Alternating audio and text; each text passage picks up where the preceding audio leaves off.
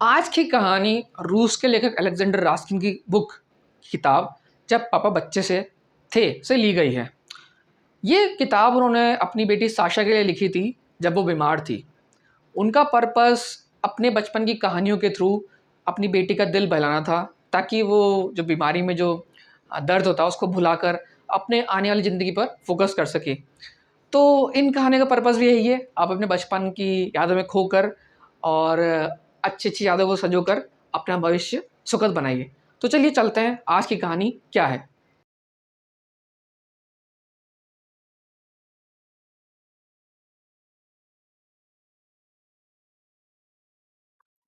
जब मेरे पापा बच्चे थे, पापा ने अपनी ताकत आजमाई। पापा जब बच्चे थे तब उनके बहुत दोस्त थे। वे रोज साथ साथ खेला करते थे। कभी कभी वो झगड़ पड़ते और हाथापाई तक कर बैठते थे। इसके बाद से वह फिर दोस्त बन जाते थे। लेकिन एक लड़का ऐसा था जो कभी भी नहीं लड़ता था। उसका नाम दोवा नजारोव था। वह एक ठिंगना था और हट्टा कट्टा लड़का था। उसके पिता फौज में थे। दोवा को अपने पिता के मशहूर कमांडर बुधोन्नी के बारे में बातें करना बहुत पसंद था। दोवा को अपने पिता के मशहूर कमांडर बुधोन्नी के बारे में बातें करना बहुत पसंद था। वह दोवा और लड़कों को बताया करता था कि बुधोन्नी कितने बहादुर हैं और सफ़ेद गार्डों के खिलाफ वह किस तरह से लड़ रहे हैं। उन्हें जनरलों या कर्नलों, बंदूकों या तलवारों से कभी नहीं डर नहीं लगता था। दोवा को बुधोन्नी के घोड़े और तलवार के बारे में सभी बातें मालूम थी। वह हमेशा यही कहा करता था, जब मैं बड़ा हो जाऊंगा तो मैं बुधोन्नी की तरह ही बनूंगा। पापा को दोवा के पास जाना बहुत अच्छा लगता था। दोवा के घर हमेशा बड़ा दोवा के घर हमेशा बड़ा कुछ महफिल जमी होती थी। दोवा हमेशा काम में लगा होता था। उसे दुकान से रोटी लानी होती थी, चूल्हे के लिए लकड़ी काटनी होती थी, फर्श पर झाड़ू लगानी होती थी और बर्तन साफ करने होते थे।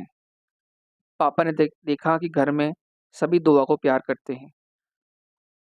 अक्सर दोवा के पिताजी उससे इस तरह से बातें करते थे, मानो दोवा कोई बड़ा आदमी हो। दोवा, रविवार को खाने के लिए किसे बुलाना है? तुम्हारे ख्याल से बसंत के लिए लकड़ी काफी होगी दोवा? और दोवा को हमेशा मालूम होता था कि जवाब क्या देना चाहिए।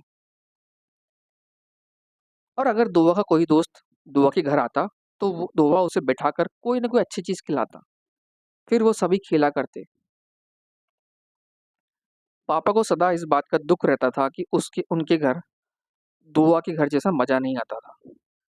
पापा और दोवा अच्छे दोस्त थे, मगर उनकी समझ में आज तक ये नहीं आया कि दोवा कभी लड़ना क्यों नहीं चाहता है।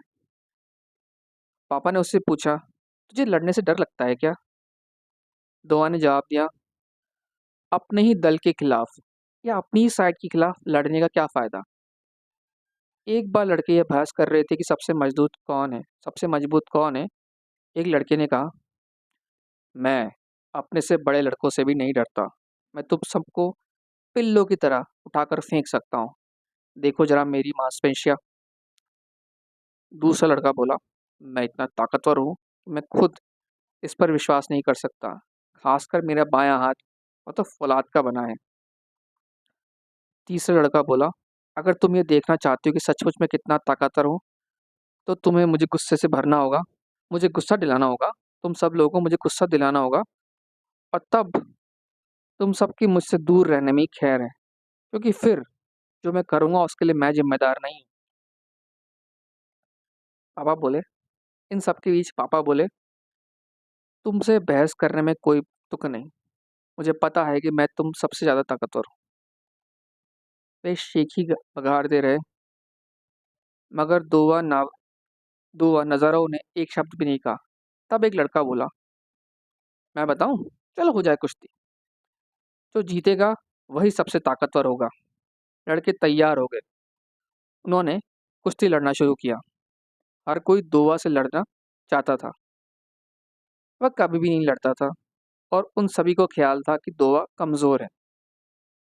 शुरू शुरू में दोवा भी कुश्ती नहीं लड़ना चाहता था, लेकिन जब उसे लड़कों ने दबोच लिया, जिसका बायाँ हाथ फ़ौलाद का बना हुआ था।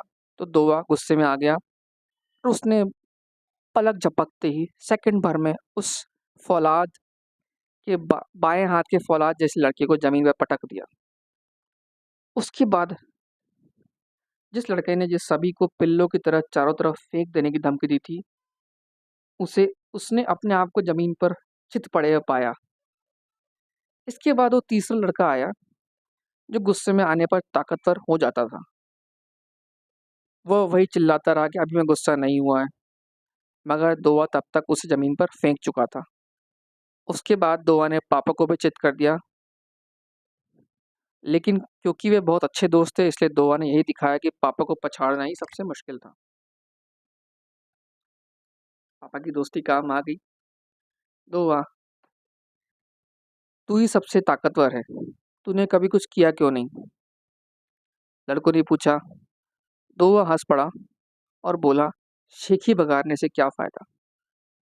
लड़कों के पास कहने को कुछ ना था, लेकिन तभी तभी से उन्हें ताकत के बारे में शेखी बगाड़ना छोड़ दिया और पापा ने महसूस कर लिया कि सचमुच ताकतवर होने के लिए शेखी बगाड़ना ज़रूरी नहीं। अब उन्हें दोवा पहले से भी ज़्यादा अच्छा लगने लगा। कई साल बीत गए, पापा बड़े हो गए हैं और दूसरे शहर में आ गए हैं और उन्हें पता ही नहीं कि दोवा कहाँ है, मगर उन्हें इस बात का यकीन है कि वह अच्छा आदमी बना होगा।